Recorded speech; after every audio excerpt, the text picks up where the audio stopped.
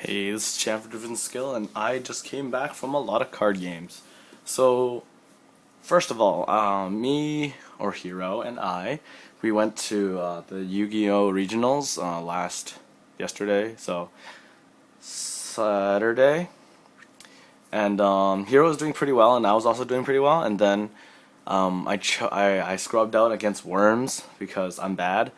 Or, like, I don't know, maybe the deck's good, maybe I'm just bad. And then yeah, it just started to snowball from there. I started to choke on my games, and then I started choking, and then I was like, oh, I had to go for work anyway, so I forfeited a match against like basically I was X and 2, and then I played against one of our teammates, and then I forfeited the match to him because I was like, oh, I'm gonna go work anyways, probably can't top because I have to leave in the middle. Oh crap. Stupid camera. Here. Alright. In the middle of it, so then I just gave him the win. Hero, I think he scrubbed at X3, and Stanley got X2 with Mermills, and top. He got the Nats invite, and then today, the day after that, basically, I went to a Magic Prerelease for Dragon's Maze, and look at all the nice pins I have. Rah. So, here's my Gruul pin. Here's my Demir pin. My Boros pin, my Golgari pin, Orzhov, Simic, Selesnya, Rakdos, Izzet, and Azorius. So, yes, those are all my pins. So, I did pretty well. I topped 16, and I got a prize and whatnot. So, it wasn't too bad. I pulled very good, but every game I lost is because I just drew 5 or 6 lands in a row, and I ran out of cards and I lost, basically. That's mainly how I lost every game. I didn't actually ever lose a game where it was close. Every game that I won, it was like 17 life, or like 20 life, or like 27 life to 0. So this is my deck. I took out all the basic land because I had to return them, but you'll get the general idea. So I'm playing 4-color, and I don't know what to call it. I just call it 4-color. I don't know, 4-color late game, I guess. So to start off, I start with one Izzet Guildgate. In this format, as many Guildgates as you can get is good. The format is kind of slow, so you can always get away with playing Guildgate tap first turn. Boros Guildgate, Selesnya Guildgate, and 2 Simic Guildgates. You get this guild pack thing. It comes in this awesome box. And my guild was Selesnya, and they give you a Selesnya and a Simic guild pack, so it's pretty good. So I'm playing 5 dual lands. I didn't pull any shocks. Apparently shock lands are really hard to get in that set, so for everyone who sold their shock lands for a low price, joke's on you. Simic Cluestone, it's kind of like the key rune, except you can crack it to draw a card. You pay the 2 colors it makes, sacrifice and draw a card. Overall, these Cluestones were really good because with my deck I needed to dig really hard to get through all my cards. Gruul Cluestone, and the Selesnya Cluestone. These all tap for 1 color of the 2 colors they're in, so it was a turn 3 mana ramp, which wasn't too bad. And since I'm playing 4-color, I have a couple of mana fixers. As you can see, I have the dual lands and the Cluestones. I also have 1 Greenside Watcher, which is really good with Verdant Haven, actually. So Greenside Watcher is a 2/1 elf for 2. That you can untap target gate, and Verdant Haven enchants a land, and when that land is tapped for mana, I can add 1 mana of any color into my mana pool. So I enchant this stone to a gate, which effectively makes my Greenside Watcher untap the gate and tap it again for 2 more mana. So that was always a good trick. Plus it gives you 2 life, which is pretty good against the aggros, because then they're gonna try to rush you, and then you can just get your life back. So it's always good. I play 1 Seek the Horizon. Now, this card is cursed. Seek the Horizon is search your library for up to 3 basic land cards, reveal them, put them in your hand, and shuffle your library. Every game, almost every game, like 90% of the games that I've played Seek the Horizon, searching 3 basic land to my hand, I drew nothing but land for the next 5 turns, and then lost. It's not even kidding. Like, it doesn't even make sense how that happens. Normally I end the game with like 12 mana, and then with no board, or I end up the game with like 9, 10 mana and like an amazing board because I got some pretty amazing pulls. So overall, if I wasn't so shitty at drawing cards, this card would be very good. For removal, I main deck 1 Rapid Hybridization, 1 blue, destroy target creature, it cannot be regenerated. That creature puts a 3/3 green frog lizard token onto the battlefield. So if you use it on their card, they get a 3/3, and if you use it on your card, you get a 3/3. It's mainly for dealing with cards with crazy effects like, I don't know, Desecration Demons and stuff. So the only split card I'm playing, Turn and Burn. So I could have put this closer because it's hard to see without it. Turn is an instant, and so is Burn.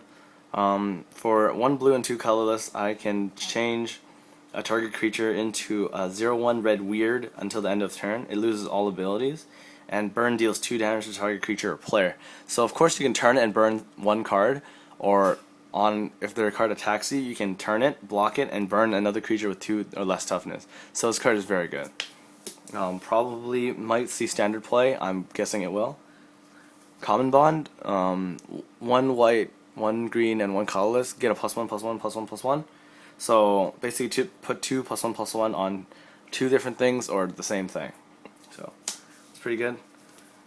Blood Rush, 1 red gets 3/3. The downside is that it's a shitty card if you don't Blood Rush it. The reason why I had to get Blood Rush was because 1, they're good creatures, and 2, my weak creatures need a little oomph to get over the bigger guys, so this is always a nice trick. Onto creatures. 1 Frilled Oculus, 1 blue, 1 colorless. For 1 colorless, 1 green against 2/2 until the end of the turn. Base, it's a 1/3, so it's actually pretty strong as a tank. You place it down on turn 2, it stops most aggro. In fact, you can get in for like 3 damage pretty easily with it. 1 doggy, Boros Doggy, Battalion Lifelink, but only for itself. I have 1 more in my sideboard, but I only main deck 1.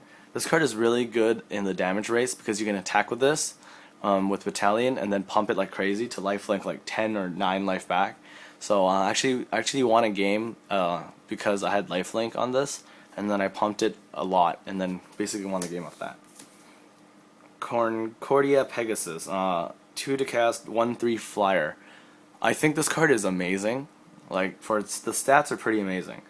Of course, I'm talking about in a sealed limited environment, and I think it's just very good. I would definitely there's like instant pick for like my deck. So I'm playing 2 Murmuring Phantasm. Is a 1 colorless, 1 blue, 0/5 defender. Once again, just to stop the aggro decks. 0/5 is hard to get over in like all stages of the game just because it's so big. Call the Conclave. It puts a 3/3 green send her token, which I happen to pull. Basically, it's 2 to cast, 3/3. So that's all you need to really know. Vashino First Blade. 1 colorless, 1 red, 1 white. Haste. When it comes onto the battlefield, it gains +2/+2. So for the turn, it's a 4/4, and for the rest of the game, it's a 2/2. It's not amazing, but it's definitely good as their 3-drop. Swing for 4, catch them off guard, because I'm actually playing a slow deck. Catch them off guard with 4 damage, and then he can chump block or stop any and trade with some guys. All good. Drakewing Krasis, white, colorless, blue, flying trample, 3/1. Very solid card, so must play. Battering Krasis, 2 colorless, 1 green, evolve, trample, 3/1, and it's a base 2/1. It's very, very normal card. One of the cards that I think are the best cards, which this card is, probably won me the most games. It's Saruli Gatekeepers. It's a 3 colorless, 1 green, and when it enters the battlefield, if you control 2 or more gates, you gain 7 life. 7 life is a lot of damage. That's over the amount of life Thragtusk gives you, and it's only a 4 to cast.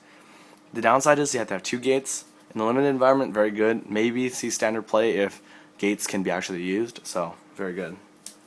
Now this is where it gets awesome. Now the next 5 cards, maybe the next 4 cards, are probably the most amazing things I've ever pulled.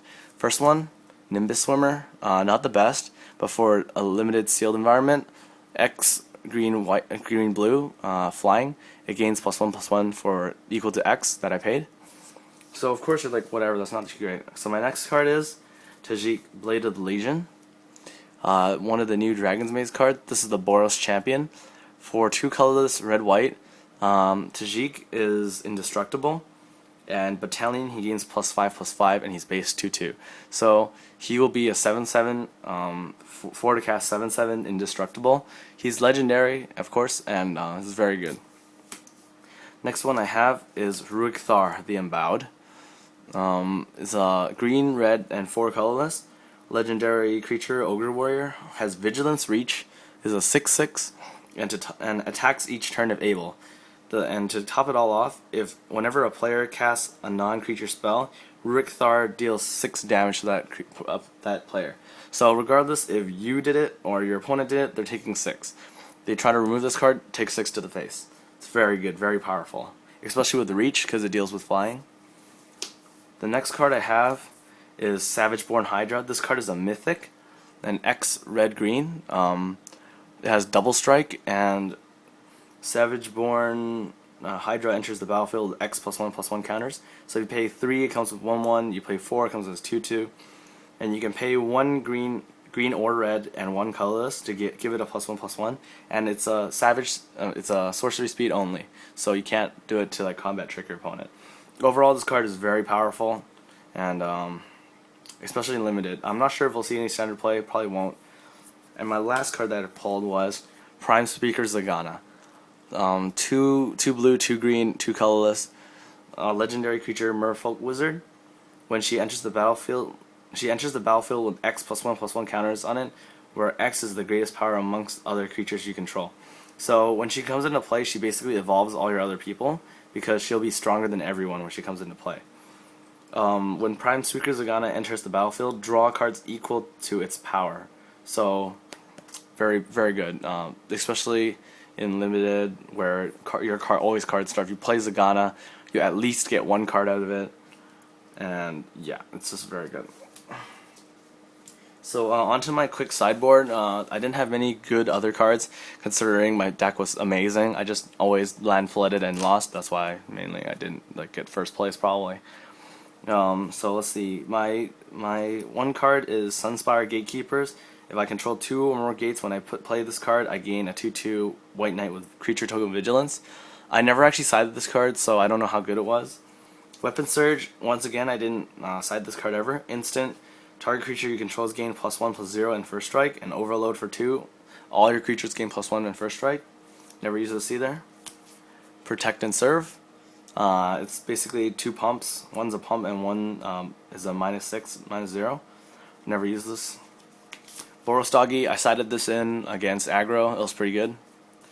Wildwood Rebirth, I sided against Dimir because they tried to mill you out, and I can use this to fetch my Prime Seekers, my Ruik Thars, whatever I needed. It also helps with Blood Rush. You Blood Rush and you get it back in Blood Rush again. So it's actually, this card is very good in limited. Alpha Authority, I also side this against Dimir and Izzet, where you enchant a creature, the creature is hexproof and cannot be blocked by more than 1 creature. So you put on something like Prime Speaker Zagana, Savage-Born, Tajik, probably not Tajik because he's indestructible, or Ruik Thar. Of course, if you put on Ruik Thar, you're going to take 6 to the face in the process, so you might not want to put on Ruik Thar. Corsair's Accord, you get 2 Centaurs for 6 mana. I played this against other late game grindy decks, along with Horncaller's Chant, because it gives 2 4/4 Rhinos for 1 card. So basically, that's what I played. I did pretty well. Top 16 once again, it's pretty good. So yeah, that's all. It's just a quick update. Yeah, and I don't know if Hero's going to do anything about his regionals experience, but I'll try to get him to do it for anyone who misses Hero and wants to watch something on his channel. So see you guys next time. Bye.